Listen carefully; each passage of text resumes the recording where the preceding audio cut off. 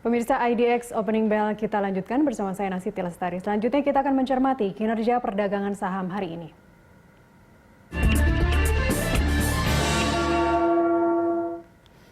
Untuk mengetahui pergerakan saham hari ini kita akan membahasnya bersama analis MNC Sekuritas Muhammad Rudi. Selamat pagi Rudi.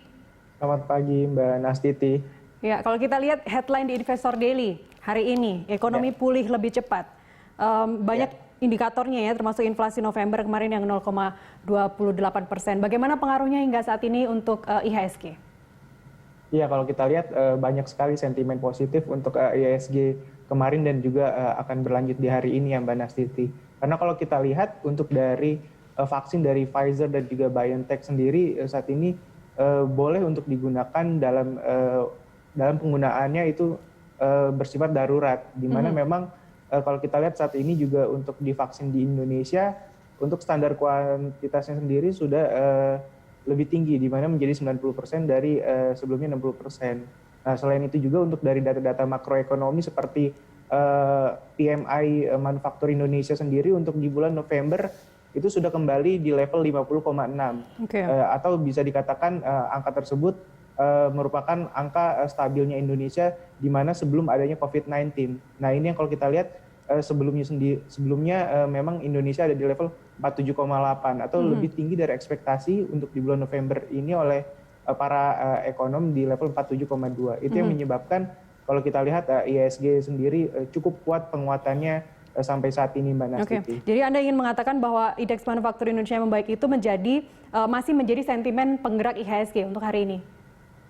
Ya betul, meskipun memang ada bayang-bayang adanya kembali PSBB total ya, yang disebabkan memang penyebaran dari COVID-19 di Indonesia bisa terbilang sangat tinggi untuk saat ini Mbak Nastiti. Namun tertutup oleh data-data makro yang ternyata juga cukup baik untuk saat ini Mbak Nastiti. Oke. Gubernur dan Wakil Gubernur DKI Jakarta positif COVID, bagaimana sentimen itu mempengaruhi IHSG?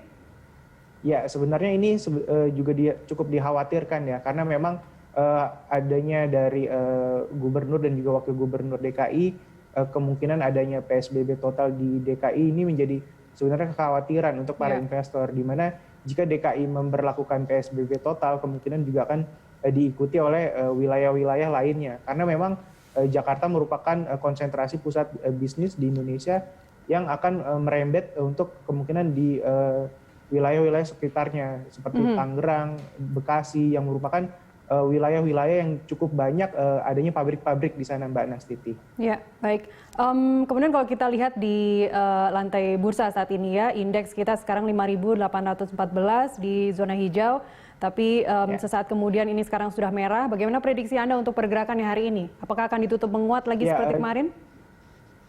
Ya, oke. Kalau kita perhatikan memang cukup rawan untuk adanya aksi profit taking, di mana memang saya rasa ini cukup wajar untuk pelemahan untuk di hari ini, di mana memang sebenarnya secara teknikal sendiri IHSG ada gap di level 5.700 Mbak Nastiti, yang memang kemungkinan IHSG akan mencoba menutup gapnya terlebih dahulu di level tersebut sambil menunggu kemungkinan data-data makro dan juga perkembangan dari vaksin sendiri yang bisa menguatkan indeks kembali nantinya. Karena memang saat ini sudah mulai masuk bulan Desember, di mana secara historis dalam 10 tahun terakhir IHSG akan bergerak di zona hijau pada bulan Desember Mbak Nastiti.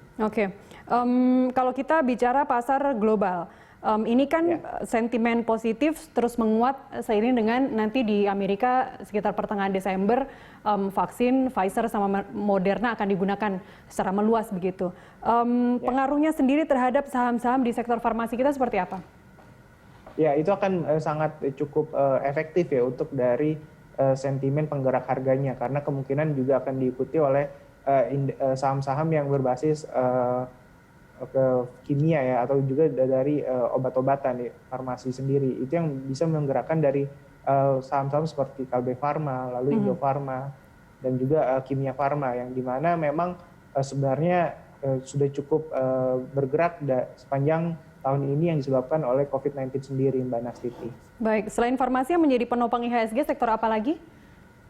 Ya, kalau kita lihat memang masih di sektor perbankan ya, yang dimana memang untuk dari transaksi hariannya pun seperti BBCA, BBRI dan juga Bank Mandiri ya, itu sudah cukup cukup tinggi, di mana transaksinya sendiri sudah cukup banyak investor asing yang mulai masuk ke saham-saham blue chip, Mbak Nastiti, yang memang menggerakkan untuk IHSG kita pada saat ini, Mbak Nastiti.